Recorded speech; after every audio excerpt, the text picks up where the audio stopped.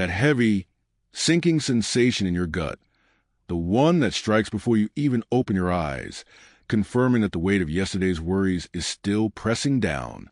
This was the silent frustration that Alex knew intimately. He lived in the exhausting space between yearning for true financial security and the crushing reality of his checking account. It wasn't abject poverty he feared. It was a relentless, soul-crushing anxiety of survival mode. He had a decent, respectable job, but every dollar felt like sand slipping through his fingers, and the emotional exhaustion of perpetually watching his balance felt heavier than any debt. He felt profoundly unworthy of anything more expansive than the life he currently maintained, a life characterized by silent worry and defensive budgeting. Alex was trapped in a financial narrative that felt pre-written. He woke up tired, slept worried, and in the midst of this chaos, he fundamentally believed that perhaps he was just not built to prosper. He'd seen others thrive, people who seemed to handle money with an easy, almost gravitational pull. But for him, the concept of abundance felt like a language he couldn't master, a city he wasn't allowed to enter. The true pain lay in this dichotomy, living on the defense, constantly in a state of emotional contraction, while his heart cried out for expansion and the ease of true financial freedom. The tension grew not from a sudden crisis, but from the slow, agonizing realization that his days were repetitive, automated, and entirely disconnected from the energy of wealth he claimed he wanted. He acted on autopilot. He avoided opening the detailed financial reports because confrontation sparked too much shame. When a sudden expense hit, his immediate reaction was not thoughtful planning, but an emotional collapse into self-pity and resignation. Every choice, every sigh, every mental dismissal of potential opportunity reinforced his current low vibrational state. Time passed.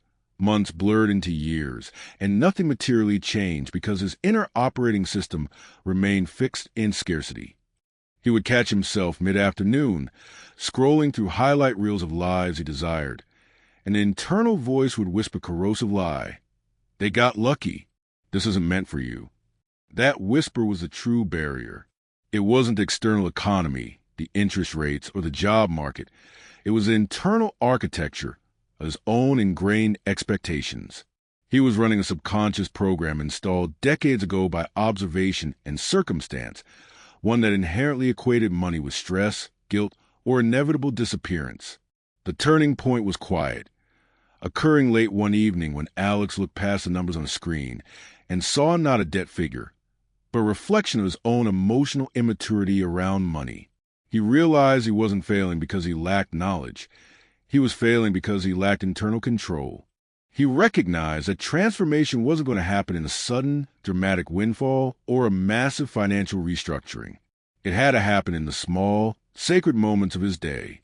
He began to understand that the key to unlocking his financial flow lay not in chasing huge external opportunities, but in 5 small, powerful daily actions, rituals really, that systematically reprogrammed his subconscious vibration. He realized that prosperity was not a distant destination, but a consequence built into routine. This urgency became his driving force. Those who do not control their days do not control their destiny. Alex knew he needed to stop being an unconscious participant in his own financial suffering and start becoming the architect of his internal wealth landscape, allowing the external world to inevitably follow suit. The time for passive hoping was over. The time for intentional, daily redesigning had begun. Part 1. Internal conflict with money. The first wall Alex had to face wasn't the bank statement. It was a deep, corrosive shame that accompanied it. Shame is a silent killer of wealth creation, convincing you that you are fundamentally flawed and underserving of ease. For Alex, money was tangled up with identity. When he struggled financially, he felt like a failure as a person, a provider, and a capable adult. This shame drove 2 self-sabotaging behaviors: avoidance and impulse. He avoided confrontation with budgets and savings goals, choosing blissful, momentary ignorance over painful reality.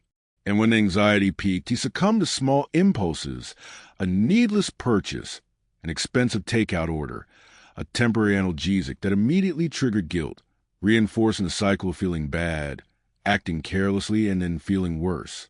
We need to normalize this feeling. The struggle is not a moral failing. It is a learned emotional response. Your inability to manage money perfectly is not a sign that you are broken. It's a sign that your relationship with money is wounded. Before we can build, we must heal the fundamental source of pain, which is a belief that your worth is tied to your net worth. The truth is, money is simply a tool, an energy, and a mirror. It reflects your inner beliefs. It holds no inherent power to judge your value as a human being. Acknowledge the shame, offer yourself compassion, and gently pull your worth back from the grasp of your bank account. That internal separation is the first act of liberation. Part 2, awareness and belief system. Once the emotional weight of shame is momentarily lifted, we can look clearly at the programming.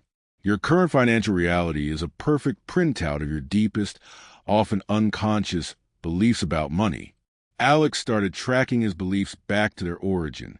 He remembered his parents arguing over unpaid bills, the tense silence whenever a major purchase was discussed, and the pervasive narrative that wealth was reserved for the lucky or the shady. These experiences formed the bedrock of his financial operating system. Money equals stress. Money is scarce. To have money is dangerous. These aren't opinions. They are hardwired neural pathways, built from repetition and emotion, dictating every financial decision he made today.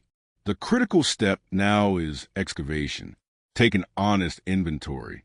Write down everything you truly believe about money, success, and wealthy people. Where did that belief come from? Was it your experience or a hand-me-down narrative? Understanding the origin of the programming allows you to separate the belief from the truth. You are not bound by the financial fears of your childhood. You are simply running a program that is outdated and inefficient. The moment you identify the source code, you gain the power to rewrite it. Part 3, breaking financial myths. We must actively dismantle the limiting beliefs identified in Part 2 and replace them with empowering, neurologically grounded truths. The core myth that plagues most people is that abundance is limited or difficult to attain.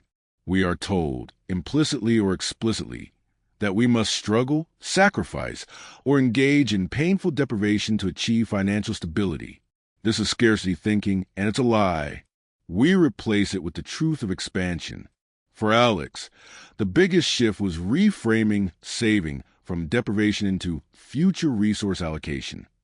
He stopped saying, "I can't afford that," and started asking, "How can I strategically create the resources for that?" This is the language of possibility. Limiting belief, "I am bad with money." Empowering truth, "I am learning financial self-mastery." Limiting belief, "I must choose between purpose and profit." Empowering truth, "My deepest purpose is the highest form of profit, and wealth flows through ethical contribution." These aren't empty affirmations. They are cognitive reframes that shift your focus from lack to opportunity. Every time a scarcity thought arises, interrupt it immediately and replace it with a chosen truth. This is a psychological practice of building new, robust neural pathways that support abundance. Part 4, shifting mindset through action. Mindset is not passive wishing. It is active alignment. The shift from scarcity to abundance is crystallized through small, intentional daily actions that change your energetic relationship with money. Alex adopted 3 powerful practices. First, financial gratitude. Instead of only tracking what he lacked, he started a daily habit of noting 3 specific things his money had done for him that day: provided shelter, paid for a healthy meal, bought the time to read. This reversed the focus from scarcity to sufficiency. Second, intentional spending.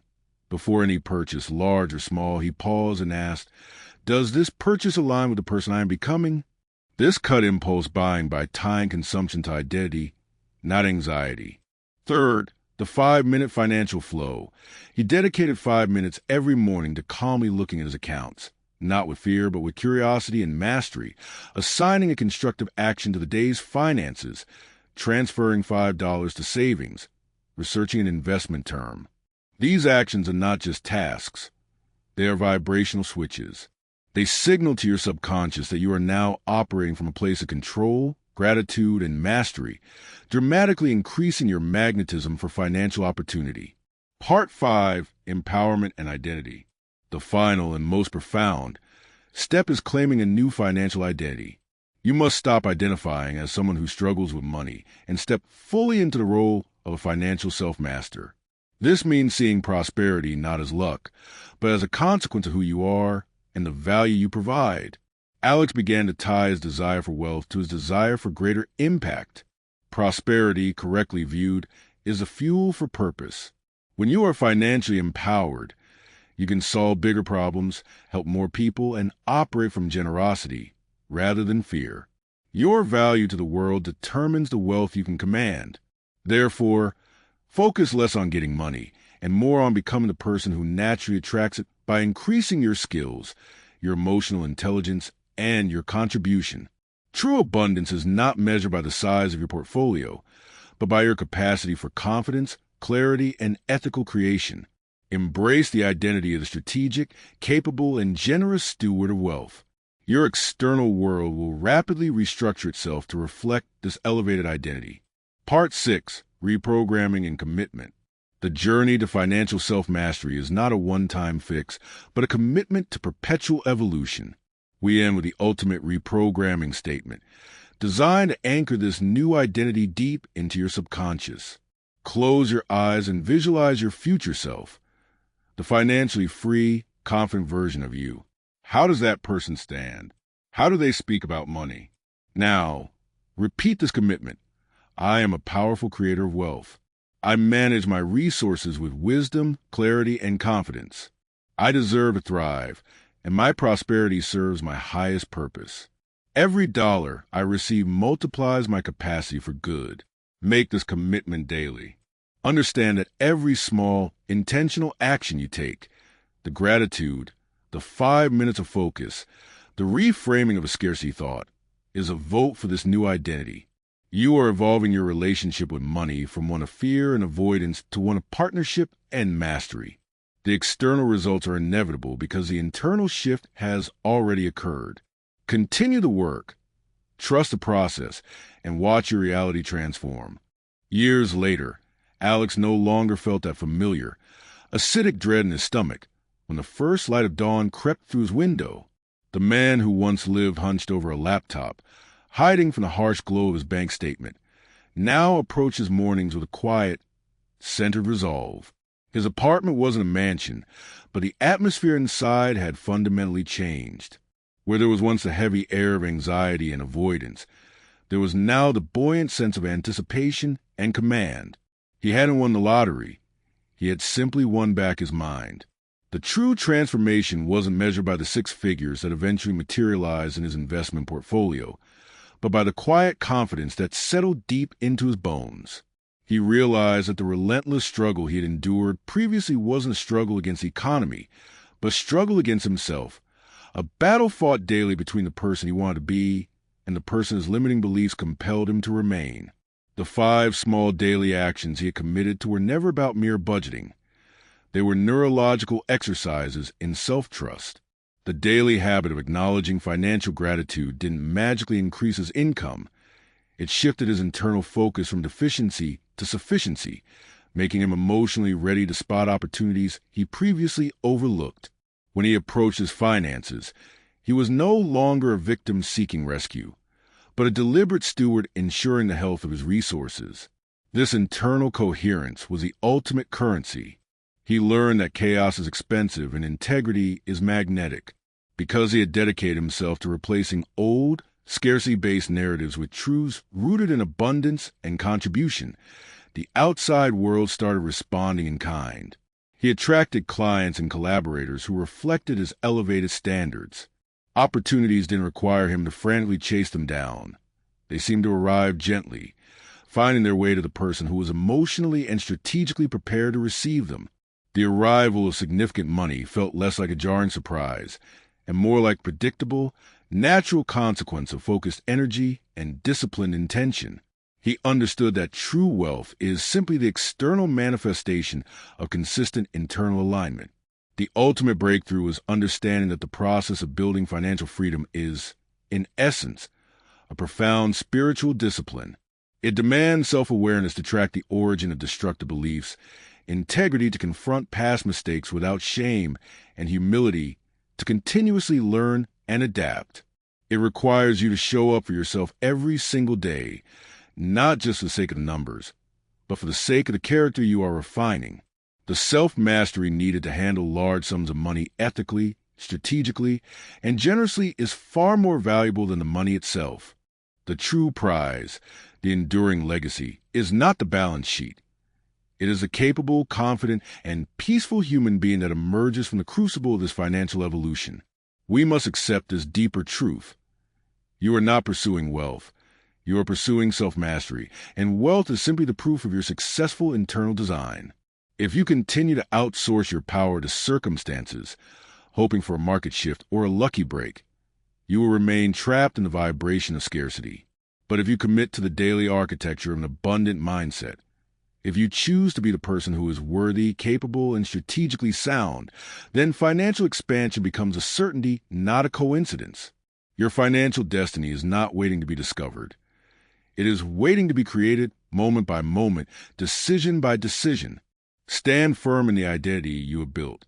The evolution never truly ends, but the era of fear and fragmentation is over.